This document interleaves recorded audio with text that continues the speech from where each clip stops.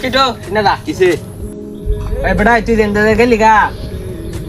তুই আমাদের না দিকা তুই কেমনে গেলি তোর জিগাল লাগে তুই কেডা বেটা বাথরুম কর তোর জিগাল লাগে তুই কেডা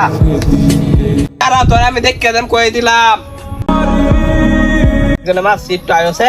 কেডা গেম আছে আমার আমি রাস্তা দিয়ে আটতে যাচ্ছে আমার কই দেখকে দা আমার দেখকে ঠাস করে আমার সর মাছ আমার গালো